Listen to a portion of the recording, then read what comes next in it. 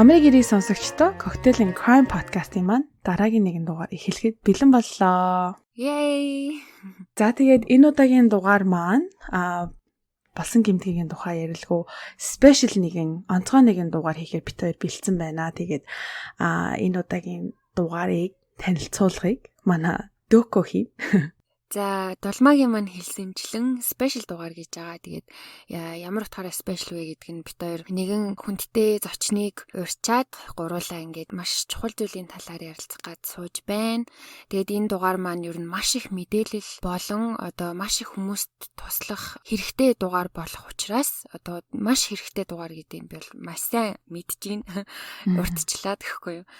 Маш их ихтгэлтэй байна. Тэм учраас манайхан болсон гэмт хэрэг биш юм байна өө гэд хамаагүй мэн гэж бити алгасаарэ. Тэгээд хэдийгээр одоо их хвчлэн гадаадд байгаа монголчуудад илүү хэрэгтэй мэт боловч айл гэр болгонд гадаад руу явсан одоо нэг гэр бүлийн гишүүн байдаг шүү дээ. Тэгээд тэр хүмүүст бас хэрэг болж магадгүй. Тэм учраас ер нь та нэг сонсоод аваарэ гэж зөвлөхөр байна. За тэгээд өнөөдрийн маань зочноор Can Wen гэдэг нэртэй байгууллагын Монгол дахь талыг хариуцаж ажилладаг Баян Жаргал эгч маань орж ирсэн байна. Тэгээд юуны өмнө танд энэ өдрийн мэндийг хүргэе. Сайн байна уу та? Сайн байна уу? Хоёртаас энэ өдрийн мэнд хүргэе. Баярлаа. За та тэгээд Can Wen гэж одоо байгууллагыг ямар байгууллага болох тухай болон өөрийгөө ч гэсэн сонсогчдоо товчхон танилцуулах уу? За тэгээ. Намайг Баян Жаргал гэдэг. Би Чикаго хотод байрладаг Can Wen гэдэг солонгосын төрийн бус ашигын бус байгууллагад ажилладаг. Монголд хариуцаад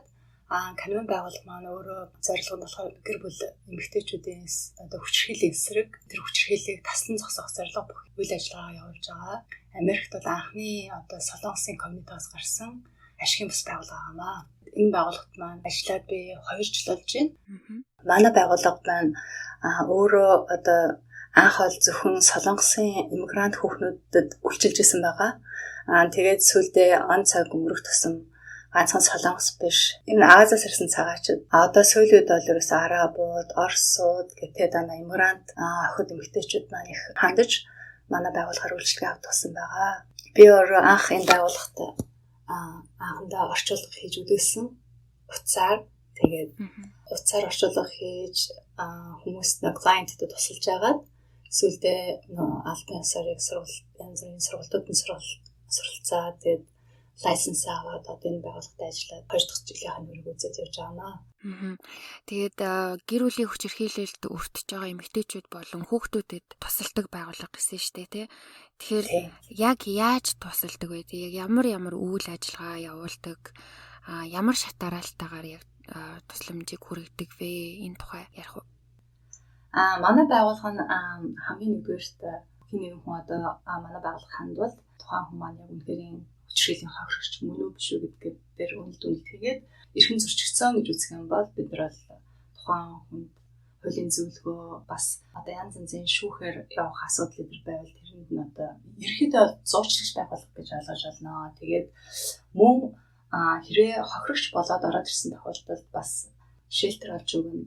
Мөн шелтерээс гараад үнэхэрийн одоо үнэхэрийн тэр хүнд одоо тусламж хэрэгтэй хүнд бол манай байгууллагад 6-аас 2 жилийн одоо 2 жил тухайн хүний байрыг хөнгөлөлтөөр буюу зарим тохиолдолд баг ингээд үнгүй шахуу гэж байраар хангаж өгдөг.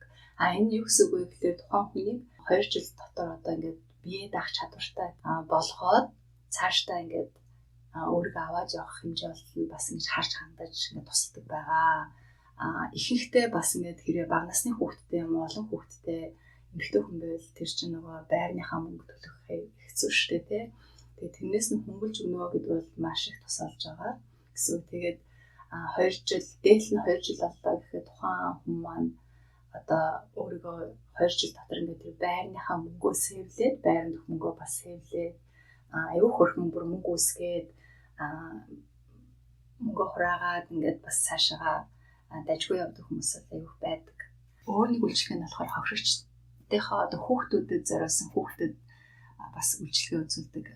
Тэр дотор юу гэхээр бас нөө сэтгэл зүйчтэй холбоох, сэтгэл зүйн зөвлөгөө өгөх мөн тэгээд зарим нэг тохиолдолд үнэхээр одоо хувийн чиглэл хүртэл хүүхдэд авч өгдөг. Мөн бас нөгөө ямар өөрчлөлт үзүүлдэг вэ гэхээр одоо жишээлбэл ажил олгоно гэдэг нь хүмүүс бас жоохон буруу ойлгоод байдیں۔ Жишээлбэл ихэнх нөө ээж нар баа нэг гэрийн хаусвайф шиг ямар нэгэн одоо юугүй байдаг шүү дээ. Одоо ажил хийгээгүй бас хүмүүсэд байхгүй. Тэгээд тэд нар чи яг тийм тохиол гараад ирэхээр яах вэ гэхээр ямар ажил хийх вэ гэдэг айгуу санаа зовоод тэрнээс тийм тохиолдолд одоо бид нар бол нэг бас нэг тухайн хүндэд таарсныг бас сургалтад нь хамруулж өгөөд бас ажил олгодог байгаа. Тэгэхдээ яг хуу энэ Америк нөхцөл бол мэдээж нэг хүнсний салон ч юм уу хэрвээ тэр хүн хоолгайгүй хийдэг бол нэг газар одоо зурчилж өгөөд ажилд одоо ресторанд ажилд оруулах ч юм уу тиймэрхүү маягаар. Гэхдээ ихэнх нь бол яг гоо сайхан хүнсний салонд аяг ажилтیں۔ Бас настай хүмүүс байна. Хүүхэд нь одоо үл аашаах гэж үздэг штэ. Үл тоохгүй байх. Тийм тохиолдол бас хандж байгаа хүмүүс байна. Ялангуяа Америкийн тохиолдолд бол жишээлбэл гадаад бэрхтээ тэгээ бэрд болохоор хүүдээр нэрхээр ууралдаг, гэрээр оруулдаггүй хүүтэйгээ уулзах. Тэгээ сүүлдээ тэр хүн за хүмүүн л одоо гэр бүлийн бүхэн аз жаргалтай байвал одоо миний яах вэ гэж хөрхий бас аягүй хэцүү тийм тохиолдлууд байдаг. Тэгэхээр энд одоо бүхий л насны хүмүүс бол манад ханддаг байгаа. За тэгээд ер нь яриа ингээд нэлийн гүнзгийрхээс өмнө нэг хідэн зүйлийг бас хэлчихье гэж бодлоо л доо. Бид гурийн яриад байгаа энэ байгууллага бид гур ерөөсөө сурталчилгаа хийгээгүй шүү. Энэ ямар ч реклам биш. Түрүүн баянаагч маань хэлсэн энэ бол төрийн бус, ашигын бус, ийм сайн дурын байгууллага учраас бүх зүйл нь үн төлбөргүй зүгээр юм тусламжийн байгууллага шүү. Тэгээд үнэхээр ацан шалаанд орчихсон. Яахаа мэдэхгүй одоо энэ Америкт ажиллаж байгаа ээжүүдийн групп гэж байдаг Ер нь ингээд Mercer групп дээр хараад байхад ээжүүд маань ээжүүд ч гэлтгүй ер нь нэрээ нуусан хүмүүс маш их юм гэр бүлийн хүчирхийллийн талаар асуудлыг хөндөж одоо би яг яахаа мэдэхгүй байна яах вэ гэж тусламж бинээсээ ирээд идэг. Тэнгүүд одоо тэр талаар мэдээлэлгүй байгаа бид нар юу гэж хэлхийг мэддэггүй. Тийм учраас мэрэгжлийн байгууллага чатараатай одоо арга хэмжээ аваад танд бүр мэрэгжлийн хүмүүстээ сэтгэл зүйн үүднээс ч гэсэн туслаад өгөх бүр даашаа энэ мөнгө төгрөгөн дээр хүртэл туслаад байр орон сууцнд хүртэл оруулаад өгөх ийм байгууллага байд юм биш үү гэж зүгээр ингэ мэдээлэл өгж байгаа шүү. Тэрнээс ерөөсөө сурталчилгаа хийгээгүй.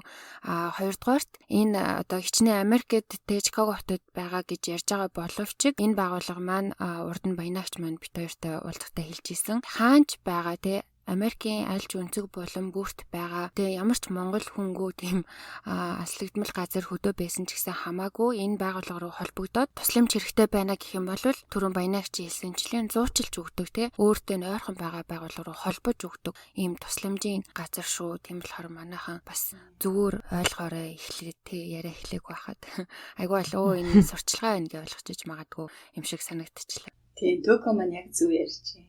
Өөр мужаас жишээлбэл ингээд хүмүүс холбогдох юм бол манай байгууллага яадаг вэ гэхээр тухайн хүнийхээ яг тэр амьдарч байгаа газар мужийнх нь одоо яг конвенттэй адилхан үйл ажиллагаа явуулдаг байгууллагын нь одоо хаяг утсын өгдөг ч юм уу эсвэл хэлний бэрхшээлт бол одоо холбож өгдөг ч юм уу тийм үйлчлэг үзүүлдэг байгаа. Тэгэхээр зөвхөн Chicago гэдэг аахгүй энийг бид гурав бас ярьж байгаад яг энэ сэдвээр ярьж байгаа гэж шийдсэн байх гэхээр ер нь дэлхийн өнцөг болон бүрд гадаад байгаа монголчууд маань одоо байхгүй газар байхгүйсэн биз дээ тэр байгаа амьдарч байгаа бүх газар иймэрхүү одоо гэр бүлийн хүчирхийллийн эсрэг юм байгууллагууд өчтөчнөөнөөрөө байгаа шүү. Тэгээд ямар ч үед хэрв та ингээд та бидний таньдаг хүн ийм гэр бүлийн хүчирхийлэл хэрвээ тийм хүчирхийлэлд амьдардаг бол хизээч айх хэрэггүй юунаас санаа зовох хэрэггүй одоо тухайн газрынхаа одоо байгууллагад хандах юм бол их хөрхэн тусламж авах боломжтой шүү гэдгийг бид гур бас хүмүүст ойлгуулъя гэж мэдээлэл өгье гэж энэ сэдвэр ярьж байгаа шүү. Манай монголчууд ч бас ер нь жоохон ичимхий хүмүүс шүү дээ Тэ ялангуяа юм хүчирхийллийн байдал дээр одоо хүнд муугаа харуулахгүй гэж боддог ч юм уу ингээд ер нь бол иймэрхүү байдлыг бол нуудаг одоо хувийн байдлахыг хүсдэг Тэгээ одоо танаа байгууллагатай ингэж холбож тантай холбогдоход одоо тэр хүмүүсийн хувийн мэдээлэл гадагшаа цацагдахгүй гэдэг баталгаа бол байгаа. Тэрэн дээр та бас тайлбарлаад өгчвөл манай сонсогч нарт тайвшрал олгох болов бас хэрэг холбогдохыг хүсвэл яг зөв. Жишээлбэл манай байгууллага маань бид нар нэг саяхны нэг өдөр бас өдөр цайгаа угаад бид ярьж байлаа л да. Тэгтэл ингээ Монгол хүмүүсийн залгаад манайх ингээ Монгол ажилтнтай гэхээр ихэнх нь ингээд нөө холбогдохыг хүсдэггүй гинэ. Яагаад гэдэм бол гэд надаас гэж байгаа. Тэгэхээр би гэсэн аахгүй аргагүй штэ. Тэгээ манай community л аягүй жижигхэн. Магадгүй тэр хүн ингээд холбогдсон гол ороод ирэхэд нь тэг ингээд нөхрийнх нь найзынх нь эгчин ч юм уу айсгүй л тэг бас нэг найзынх нь хин нэгэн таньдаг хүн байх вэ гэж одоо тэд нар санаа зовж байгаа гэдгсэн чи хамби бид гайхаад байсан. Уул ингээд Монгол хүн бол улам баярлаад л тэг ингээд яамаар юм шиг тэгтэл ингээд Монгол хүнтэй уулзмааргүй гэдэг гэж надад ярьж байгаа байхгүй юу. Тэгээ миний яг хоо үнэхээр тусламж хэрэгтэй хүмүүс бол яг ингээд хүнтэй надтай уулзаад тэг ингээд юмаа одоо ажиллаа ингээд кейсийг ингээд хариуц явдаг. Гэхдээ би нэг зүйл хэлмээр байгаа байхгүй. Тэр нь юу гэхээр бид нар бол яг ажилдаа яг л одоо энэ шүүгч нар шиг тэг цагдаа эмч нар шиг тангараг өргөсөн гэдэг юм аа. Тэгээ тийм болохоор ямар ч тохиолдолд ямар ч одоо хүний тэг клиентийнхаа хувийн нууцыг бид бол ярих бүр ирэхгүй. Тийм болохоор тэр талаар өстой санаа зовсны хэрэггүй гэж хэлмээр байна. За тэгээд гадаадд амьдарч байгаа монголчуудын төдийгүй ер нь хүмүүсийн одоо визний бэрхшээл гэж бас нэг юм байдаг те. Тэгэнгүүт визээр нь ч юм уу одоо статусаар нь шантажлах тийм зүйл маш их байдаг. Манайхан өөрсдөө ч би нэгээ те бичиг баримттай бичиг баримтгүйгээ тэгэж төрөө барьж гэх юм уу дээрлгээж одоо хүчрхийлж байгаа асуудал байдаг. Гадны хүнтэй гэр бүл болцсон хүмүүс ч гэсэн те визээрээ далаалгаж одоо би чамаг те нутаг руу ч буцаан шууч гэдэг ч юм уу те. Тийм асуудал хүчирхийлэлд бас байлгаад байдаг нэг одоо нэг юм хэрэглүүрч юм шиг нэг тийм юм байгаад байдаг те. Тэгэхээр Америкийн нэгдсэн улсад хүчирхийллийн гэр бүл ялангуяа одоо бид нар нэгэнтээ гэр бүл хүчирхийллийн талаар ярьж болохоор тэр дотор бол бай те. Тэр одоо гэр бүлийн хүчирхийлэлд байгаа хүмүүсийн хувьд одоо асуудлаар одоо ингээ гадны байгууллагад хандах гэхлээр чамаг хин авчилцтын чи харалцсан те чи бичиг баримтгүй чамаг барьж аваа шууд нутаг руу ч буцаа чинь гэсэн нэг тийм айдсаар хүлээд байдаг юм шиг. Та энэ виз энэ асуудалтай ямар ч хамаа холбоогүй гэдгийг ингээд бүр ясмаханд нь тултал ингээ гой тайлбарлаад өгөөч. Манай байгууллагад бас яг ийм эмэгтэйчүүд аягүй хэрдэг. Монголчууд хоорондоо байлаа гэхэд өөр клиентууд бас байна. Тэдний яад үгээр бас гадны бойфрендтэй байна, гадаад нөхөртэй байна. Тийм хүмүүс болохоор яг энэ визний асуудлаар бол аюу шантажд байлгаж тэргээр шантажлж байгаа хүчрхийлэлд байлгад юм байлээ. Тэгэхээр таны харсан ямар ч асуудал биш. Шууд л өөрийнхөө эрхийг хамгаалаад зохих газар руу хандаад өөрийгөө хамгаалуулах хэрэгтэй. Манай байгууллага бас тэр нөгөө юу виза гэж байдаг аахгүй. Тэр нь юу гэхэл гэмт хэргийн хохирогч олгодог тийм англи хэлний виз аахгүй. Тэгэхээр үнэхээр та одоо хүчирхийллийн хохирогч таны эрх зөрчигдөж байвал хинээс юунаас ч айх шаардлагагүй шууд л тэрөөсөө заавал канон гэхгүй айлч тэр энэ төрлийн бос байгууллагыг хандаад ингээд өөрийнхөө эрхийг хамгаалуулах юм бол бас айхад аюулгүй бичиг баримттай болох юу байгаа таны эрх үнэхээр зөрчигдөж байл. Бас дээрээс нь одоо танай байгууллагын үзүүлдэг үйлчлэгээнүүдийг уншаа сууж хахад бүр маш гоё санагдаж байна л да. Одоо жишээ нь бүр компьютерийн хичээл хүртэл заадаг, англи хэлний хичээл заадаг, CV-г нь бичиж өгдөг юм байна те. Маш их юм зааж өгдөг юм байна. Дээрээс нь хуулийн үйлчлэгээ үзүүлдэг юм байна те. Одоо жишээ нь хүчирхийлэгчийнхээ эсрэг өөрт нь биедээ ойртож болохгүй гэсэн одоо нөгөө шүүхээс бичиг авдаг шүү дээ те. Манай хэд бол бүр маш сайн мэдж байгаа энэ тухай. Бидний ярьдаг хэрэг болгон дээр гардаг те. Бараг шахуу одоо ингээд өөрийгөө хамгаалуулад ингээд protection авцсан байдаг гэд бид нь physically ойртож болохгүй, дээрээс нь холбоо ойрч болохгүй, тэр хүний ойр дотны хүмүүстэй бас холбоо барьж болохгүй. Хэрвээ холбоо барьсан тохиолдолд эсвэл тэрийг зөрчсөн тохиолдолд хуулийн хариуцлага өрнө гэсэн нэг тийм байдаг те. Ер нь иймэрхүү хуулийн бичиг цаасны ажилчин бас их хэцүү төвхтэй байдаг штэ те. Тэгэхэд энийг хүртэл хамтдаа хийлцээд өгнө гэж байгаа нь маш гоё санагдчихээн. Яагаад манай байгууллага тухайн хохирогчтой хамт явдаг вэ гэхээр тэр хүмүүс ч яг ганцаардмал аа штэ тий. Тийм болохоор одоо ингээд нөгөө спорт хийж явдаг гэсэн үг ба. Тэгээд корт дээр хамт очоод тэрийг order of protection авч өгөөд order of protection ч айгүй сайн юм шүү дээ тий. Одоо тэр хүн бол тэр хүнтэй ястаа имэйлтэй уцаарч ирж болохгүй. Тэг имэйлж бичиж болохгүй. Маш сайн хавьд хамгаалаад өчөж байгаа байхгүй. Тэгэхээр тэр үйлчлэгээ их сайн. Худалч хүнд бол ихтэлж харч болохгүй. Тийш дээ. Тэрэн дээр дөрүүлээд би бас энэ үзүүлдэг үйлчлэгээний тухай надад нэг амар гоё санагдсан одоо хоёр зүйлийн тухай бас асууя гэж бодлоо. За. Нэг нь болохоор энэ support group for survivors. Ер нь бол support group гэд байна. Support group гэдэг одоо концепт гэх юм уу да. Ер нь бол орчуулах юм бол төшиг тулгуур болох group гэх юм уу да тий. Тэгээд энэ одоо support group for survivors гэдэг одоо хүчирхийллээс ангижирч чадсан энэ хүмүүс одоо яаж ингэж төшиг тулгуур болж support group хийдэм бэ? Тэрний тухай та илүү гоё тайлбарлаад өгөөч.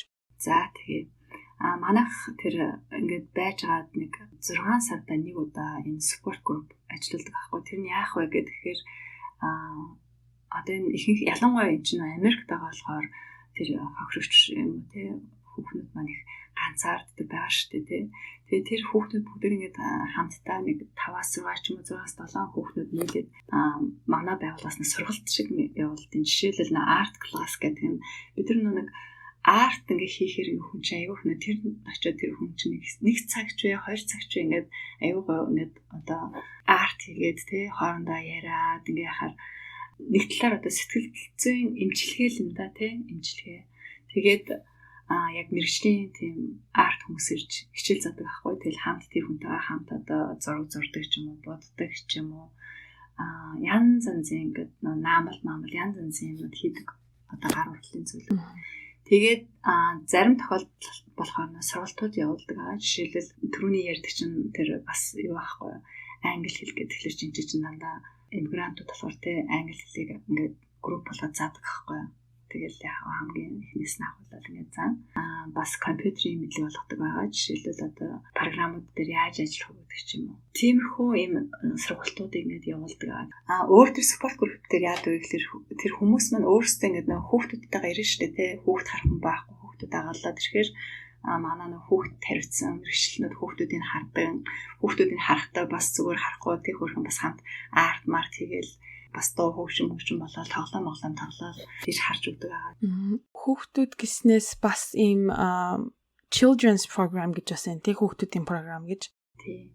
Тэрэн дээр яадаг вэ гэхээр яг түрүүн би хэлсэнтэй ингээд энэ хүүхдүүд чинь бас одоо ингээд аав ээжийн гэр бүл доторх тэр таагүй урамсгалаас хүчирхийллээс хүүхдийн сэтгэл зүйн аягүй гэмтсэн байдаг байхгүй юу. Тэгээд ингээд тэр хүүхдүүд чинь ингээд ярих хүн байхгүй тий. Тэгээд яг бас мэржлийн тэр хүнтэйгээ ирээд ингээд уулзаад яриад тахаар аюу хүн засал авдаг. Эсвэл өөрсдөө ч гэсэн ирэх дуртай болдоо. Тэгээл мэдээж ингээд цаг хугацаанд юм гэмжилдэг юм чинь тий. Сэтгэл зүйчтэй сайхан яриад имчилгээ авдаг байгаа. Хоцрогдож байгаа хүүхдээ үл хичээл сургалтанд туслаж явдаг тийм бас үйлчилгээ байгаа. Тэгээ яг нь манай энэ иммигрантууд болохоор яг ялангуяа солонгосууд өдр маань нөгөө англи хэл муутай.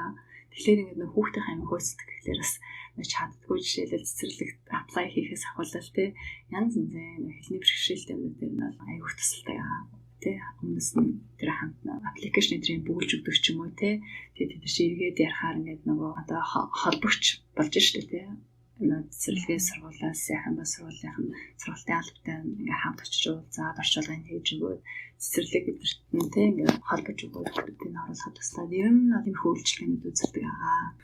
Бас нэг асуудал нь одоо жишээ нь Монгол англи хэл муутай хүн байгууллагад хандъя л да. Маш сэтгэл готролтой тэг гэр бүлийн хүчирхийлэлд байдаг. Тэгэнгүүт мэргэжлийн сэтгэл зүйчтэй уулзсан ч гэсэндээ өөрийгөө 100% илэрхийлж чадахгүй байгаад штэ. Тэгэхээр тэнд Монгол орчуулагч байна гэсэн тий. Тэгэхээр орчуулагчтайгаа гуруулаа суугаад ярина гэсэн үг үү? Эсвэл одоо уцаар холбогдоод ярина гэсэн үг үү? Яг тэр аль нь ч болно. Жишээлбэл уцаар гурийн холбоод ингээд ярьдаг байгаа. Айсгүй шууд офис дээр ирээд. Гэтэ миний бодлоор сэтгэл зүйчтэй уулзч байгаа тохиолдолд ихэнхдээ манайх уцаар биш яг ингээд офис дээр ирээд сэтгэл зүйчтэй уулздаг аа. Гэхдээ тэр нь илүү сайн гэж боддог. Биеэр иж уулзсан хамаагүй үр дүнтэй. Ер нь тиймдээ те биеэр уулзахад хүн чинь ингээд сэтгэлээ уудалж байхад өөдөөдөөсөө хараад суух юм бол бас хүний биеийн хилэмжийг ч гэсэн унших боломжтой те. Тэр нь илүү үр дүнтэй байгаа. Тэгэхээр уцаар ярьснаас тэгээд ирээд уулзаад явал тухайн хүндээ өөрт нь үнэхээр хэрэгтэй. Байгууллагын талаар бол маш олон мэдээлэл ярьлаа. Тэгээд танаас бас нэг юм хувийн чанартай асуулт асууя гэж бодлоо. Баянаагч минь анх олоноор орчуулга хийж орж исэн гэсэн. Тэгээ ер нь яагаад энийгээ цаашлаа дараагийн алхмыг аваад ажилт нь болохоор шийдвэ. Тэрнийхээ талаар та яриач. Окей. Би өөрөө болохоор нөгөө сургуулийн солонгос хэлний төгссөн. Тэгээ солонгос хэлтэй тэгээд нөгөө солонгосууд аягүй ажилладаг гэсэн. Тэгээд жишээл манай нэг таньдаг хүмүүс ийм байгууллагын Монгол клиент дэрсэн хэл муутай тэр хүнд орчуулга хийгээд өгөөч гэдэг. Тэгээд тэр хүн туслаад орчуулга хийгээдсэн чинь өсөөлдөө цаг чинь болж болвол ахаад нэг хүн байна чи ингэ туслаад өгөөч гэдэг нөгөө байгуулга маань. Тэгээд яжсэн чинь нөгөөдөл минь байна чи ингээ манай байгууллага ингээ ийм сургалтууд байгаа. Энэ сургалтуудад ингээ суугаач цаг зав чинь болвол цаг зав гаргаад ингээ суугаач. Би болохоор Америк ялангуяа те хуульч хамтаа газар юм хөшгөл байд те Монгол гэр бүлд шүү дээ те байгаа гэж би ерөөсөө бодоогүй. Тэгтэл бүр байхаар аргагүй байгаа хгүй. Тэгээд би ингээ сүлдээ за гэж сургалтанд нь суугаад янз янзын сургалтуудад нь суугаад лайсенсууд аваад нэг гэсэн чи аюу олон би лайсенс болчихсон. Эргээд дараа нь бацсан чинь тэр байгууллага маань намайг өөрөө бэлдээд исэн байлээ. Тэгээд 2 жилийн өмнө гин тарин над руу байна чи манай байгууллагад ажиллаач гэх тээ. Би өөрөө яагаад энэ ажил хасан гэхээр би тэр нэг аюу хэмээг оршуулдаг гэсэн байхгүй юу. Тэгээд ингээ орчуулад ингээ явж хахад сүүлдээ надаа ингээ энэ аюу тийм сонирхолтой санагдсан. Тэгээд нэр үнэхээр энэ байгууллагад үнэхээр манай монголчуудад ийм үйлчлэг хэрэгтэй хүмүүс байд юм байна тий. Миний бодож ирснээс их байд юм байна. Тэгэхээр энэ байгууллагад үнэхээр ажиллаад тийм тусламж хэрэгтэй хүмүүст ингээ туслая гэсэн сэтгэлтэйгээр одоо ингээ ажиллаж байгаа. Тэгээд одоо ч гэсэн байга баяртай. Яа тэгэхээр хэд хэдэн манай клиентууд маань асуулын шийдэгдээд тий эмгэгцэндээ ороод ингээ явж байгаа болохоор би өөрөө хийж байгаа ажилдаа айгүй баяртай байгаа. Мөн бас манай байгууллагад ажиллахыг хүсэж байгаа хүн байвал бас надтай холбогдороо гэж би хэлмээр байна. Тийш үү. Ер нь бол хүн хүч хэрэгтэй ах та тий. Яа тэгэхээр энэ олон community дотор ч олон тий хүмүүсээ би болохоор ганцаараа болохоор одоохондоо бас нэг ахад нэг монгол хүн бас ажиллал тий айгүй бас нэмэрхтэй хойлоо ингээд бас арай юутай хүчтэй болж тий. Бас монгол community маань ингээд ийм одоо юм итгэвтэй байгаасаа гэж би бодож байгаа. Монголчууд ярьдаг шүү дээ тий. Ирэмээ элжиг бүж ороод гэдэг. Тэшин ч оруулахтай гол юм биш ээ. Тэгээ өнөөдөр хэрвээ хин нэгэн тий ингээд бусдын тий сул дараа нэгэнд ойролж хашгир загнажвэл таны хажууд тий ойролж хашгир загнажвэл альсгад гар хүрчвэл айлхан сөргүүлжвэл бид нар ч гэсэн өөртөө зоригтойгоор тий тэр үйлдэлийг бид нар тасн зогсоох тийм чадвартай байгаасаа гэж би хүсмээр байгаа. Тэгээ зүгээр нь хараад өнгөрөхгүй тий. За миний надад ямар хамаатай ингэхгүй тий. Бүгдээр нь нэлээ хоолойгоо нийлүүлээд тий тэр одоо хүчрхийллийг тасн зогсоох тийм тий чадвартай тийм зоригтой байгаасаа гэж би хүсэж байна. За тэгээд одоо ингээд сонсоол ахаар таныг ерөөсөө no offense гэдэг шиг те би өөрөө нөгөө жоохон skeptical хүн байхгүй юу? Ер нь юмд амар юм тэг үл итгэгч талаас ханддаг байнга одоо яагаад гэж боддог ч юм уу. Тэгээд бас сонсож байгаа хүмүүс маань зарим нь над чиг хүмүүсээ ойлгохгүй бодож иж магадгүй. Тэгээд юу ч гэсэн асууч одоо энэ бүх ярьж байгаа маань одоо жоохон too good to be true те одоо ингээд үнэн байхад хитрхи гоё байгаад байна л та. Тэгэхээр энэ байгууллагын ямар нэгэн те ардаа ямар нэгэн өөр байгууллагатай холбоотой ч юм уу те одоо юу гэдэг шашны байгууллага ч гэдэг юм уу нэг тийм юм байдаг уу эсвэл одоо ингээд танаас тусламж авчаад гарах гэтэл өө чи ингээд тэгээч ч юм уу манад одоо ингээд тэгээд гэж эргэж хариу нэгдэг үү гэх үү тиймэрхүү юм байдаг уу? Өстөгүй. Яг хүмүүс нэрээ бас шашин машин ард нь байх уу гэж бодож явах вэ? Ямар ч шашин байхгүй. Энэ бол цэвэр ашиг юм бас тий. Цэвэр яг энэ байгууллагад ажиллаж байгаа хүмүүсээр би маш их бахархдаг. Үнэхээр тэр ажилдаа тий дуртай амар шодрог айгүй хариуцлагатай маш чадварлаг хүмүүс ажилладаг. Гэхдээ яг энэ байгууллага яаж санхүүждэггүй вэ гэхээр жил болгоо ингээд солонгос community буюу солонгос юу чинь том шүү дээ тий тэр байгууллагад ерөөсөө шууд хандаа өгдөг. Жил болгон манай байгууллага хийсэн ажлынхаа тайланд гаргадаг байхгүй юу? Мэдээж хүмүүсээс санхүүжүүлж мөнгө авч байгаа юм чинь тэрийгээрээ хийсэн ажлаа одоо гаргадаг байхгүй тайлагдаг. Тэгээд ингээд жил ирэх тусам одоо манай байгууллага хийж байгаа одоо хандж байгаа хүний тоо нэгдүгээр нэмэгдэж чинь хоёрдугаар хийсэн ажил нь жилээс жилд чанартай сайн болж байгаа болохоор хандлагч байгууллагууд маань аягүй дуртай. Тэр ихтгэл аягүй бүр хой хүмүүс хүртэл аягүй хэмж ханд өгдөг. Тэгээд тэр олон хүмүүсийн одоо тусламж дэмжлэгтэйгээр энэ байгууллага маань бас үйл ажиллагаа явуулдаг байгаа. Тэгээд энэний ард ямар ч тийм шашин өдөр ямар ч холбоо байхгүй. Нөгөө талаар манайхас үйлчлэгээ аваад дууссан бол тэрнээс ерөөсөө тэгж те дараа нэгээд чи манайхаар үйлчлүүлчээ тэг ингээд тийм бол өстой байхгүй. Магадгүй энэ подкастыг сонсоод сууж байгаа манай клиентууд ч бас байж магад тийм хүмүүс байвал хэлээрээ гэдэг. Тэгээд юу яагаад тийм яг зөв солонгос хэлээр л манайхан ч аягүй их шашин машин гэдэг юм билээ нэрээ тий. Наад чи их зөв санаалаа. Баярлаа. За өстой гоё юм аа. Тэгээд яг ийм чиглэлээр одоо үйл ажиллагаа явуулдаг байгууллагууд манай Монголд бас маш олон болоосай. Бас манай компаниуд болон бизнес эрхлэгчид маань ийм газруудаа дэмждэг гоё хандив өгдөг байвал бас гоё юм те. Хувь хүмүүс ч гэсэн хандивар басан гэхээр маш бахархалтай сонсогдчихээн. Тий. Би бас тэр байгууллага дотор ингээд ажиллаж байхдаа аюу тийж боддог байхгүй манай Монголын байгууллага маань одоо хүмүүс маань компаниуд ингэж те гар сунгаасаа тий ингэж гар сунгаж ийм гоё ингээ хүмүүнлэг байгаасаа гэж аюух бодож бас бяцхан дотор атархаж сууж байгаа юм чи солонгосод бол ерөөсөө маш хурдан зай. Ерөөсөө хувь хүн гэлдэгт чинь ерөөсөө 5 минутын дотор ихтэл ийм бид нар хэрэгтэй гэж бодож байгаа. Тэрнээс даваал гарч ирж байгаа байхгүй аюу гоё. Тийм гоё хурдан. Тэгэл хүмүүс нь амар сэтгэлээсээ. Тэгээд бас удахгүй манай монголчууд бас тийм гоё болох хаа. Тэ бүх юм сайхан болох хаа гэж би бодож байна тийм. Тэгээ хүмүүсээ тэгээ хүчирхийллийг тэ нүдэ аниж битээ өнгөрөөсөө хүчирхийллийн хажуугаар дуу битээ байгаасаа тэрийг тасан цогсохын тулд зоригтой тэ дуу хоолойгоо гаргадаг байгаасаа гэд түрүүн уулын хэлсэн. Гэхдээ дахин бас хэлмээр байна. Би нэг л угаасаа тойрын подкастыг л үнэнч сонсдог хүний нэг би агаамаа өөрөө. Тэгээд эргээд л нөгөө хүүхдийн одоо ингэ хүчрхийл донд өсөж байгаа хүүхд бол ирээдүйн хүчрхийлэгчтэй яхаа болно. Тэгээд дамаа тэр нөгөө ээжтэй задуудаг эрэгтэй хүүхд бол амар хүчрхийлж. Яагаад гэвэл нөгөө хамгийн хайртай ээжээр задуудалж өснө гэдэг бол тэ эмэгтэй хүнийг нөгөө үзэн ядах тийм сэтлэн болж өгдөг аахгүй. Тэгээд тийм учраас хүүхдэд заддаг ээжүүд байх юм бол битээ задж байгаараа гэж хэлмээрээ.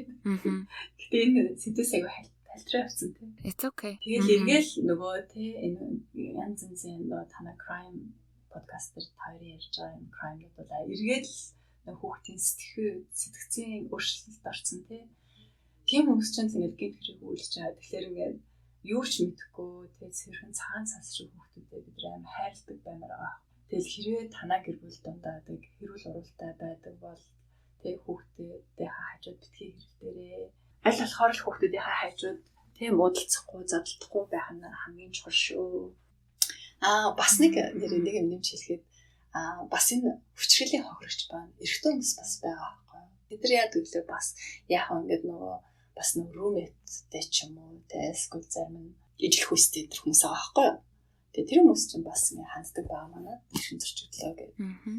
Тэгээд ялч тохиолдолд бол бид нар ингээд тий өөрийнхөө эрхийн төлөө явж байгаа тэр энэ зариг гаргаж байгаа хүмүүстэй тий аль болохоор хүртээмжтэй аль болохоор тусалж чадлаараа ингээд манай байгууллагын чадал хүрэх зүйлийг олстой дуусалтай одоо үйлчлэгээ үзүүлдэг аа. Тэгээд үнэхээр бидний чадахгүй бас юм байгаа шүү дээ. Тий ямар бид нар ямар шүүгч штэ бүр прокурорч байгаа штэ.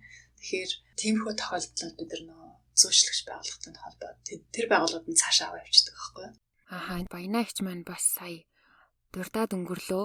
Би бас нэг зүйлийг урайлмаар байна. Одоо магадгүй энэ эпизод манай нөгөө хийдэг үндсэн подкастны сэдвээс яг сэдвт уялдаатай ч гэсэндээ бас шал өөр хэрэг. Одоо өөр те яа тэгэхээр тойр болохоор гэмт хэрэг болсон явдлын тухай ярьдаг ийм подкаст байгаа. Тэгээд хэрвээ одоо магадгүй таны одоо таньдаг хүнтэй энэ дугаарыг сонсох шаардлагатай гэж үзвэл тэ бас бусадтай шеэр хийгээд өгөөрэй, бусад руугаа явуулаарай. Аль болох олон хүнд энэ тухай мэдээллийг өгмөр байна. Тэгээд одоо өөр улсаас сонсож байгаа хүмүүс ахын бол байгаа улсынхаа иймэрхүү үйлчлэгээ үзүүлдэг байгууллагуудыг Google-ээр хайгаад үзээрэй. Байгаа гэдэгт нь бол итгэлтэй байна. Дээрээс нь одоо хүндрүүлээд гэх юм уу одоо муухай эвгүй юм ярих чинь юу вэ гэхээр одоо бэлгийн хүчирхийлэлд орсон хүмүүстэй одоо хүүхдүүд байж болно, том хүмүүс байж болно. Ийм хүмүүс байх юм бол хинээс ч санаа зовлгүй бэлгийн хүчирхийлэлд орсон хүмүүс дандаа өөрсдөө буруутгадаг нөгөө одоо эргэн тойрны хүмүүс ч гэсэн тэр хүмүүсийг буруутгах гэдэг штэ тий. Тэгэхээр бити өөрсдийгөө буруутгаараа хэрвээ таны одоо тарих толгойч яг тэгж ажиллаад байх юм бол таны л буруу, миний л буруу тий. Би өөрөө хүчрхийлүүлсэн ч гэсэн миний л буруу гэж би өөрөө ингэсэн учраас гэж бодоод байвал тусламж аваарэ гэдгийг би бас энэ дашрамд хэлмээр байна. Тэгээ ийм сайхан тэгээ шатараатаагаар тусалдаг байгууллагууд байна. Нэгдүгээр хоёрдугаар хэрвээ та Америкийн нэгдсэн улсад амьдарч байгаа бол хэрэг босон даруй аль болох өтөр түргэн 911 руу залгаж энэ тухай мэдээлэх ёстой өөрийнхөө төлөө.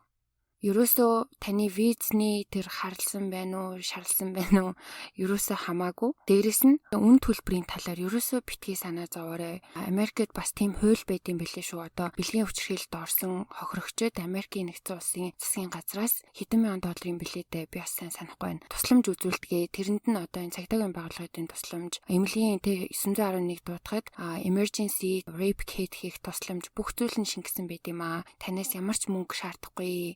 Дараа нь амар emergency орчдөг. Тэгээд амар их биел араас ирдэг штэ тий нөхөн төлбөр ирдэг.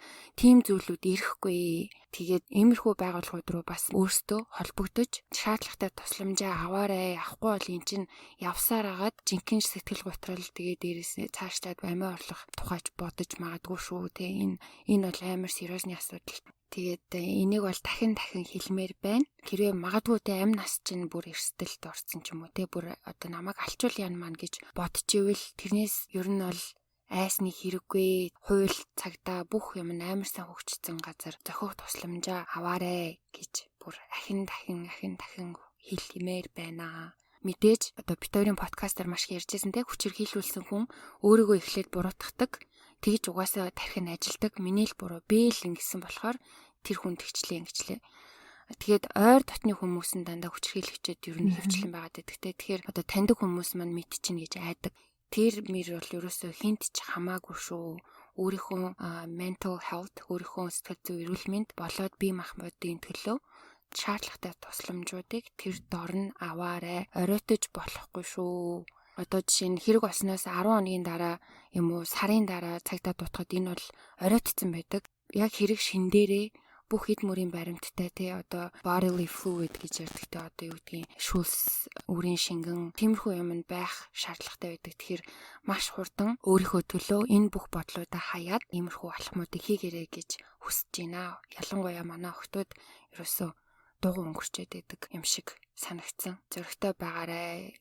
It's okay. Тэ ялангуяа Америкийн нэгдсэн улсад байгаа бол энэ бүх юм хангагдсан байна. Бүх юм хуулаараа тэ энэ бол цагаачлалын албанаас шал өөр асуудал учраас энд юусаа санаа битгий зовоорой гэж хэлмээр байна. Тийм шүү дээ. Хууль босоор эн чинь амьдарч илаа гэд хүний эрх чинь хууль бос болно гэсэн үг биш. Тэ хүний эрх байгаа учраас зөрөгтэйгаараа чаднаа манайхаа гүндалаа ах шиг явах гэж шүү дээ. Нөгөө талаас энэ төр нэмж хэлэхэд зарим хүмүүс магадгүй ингэж бодож иж магад.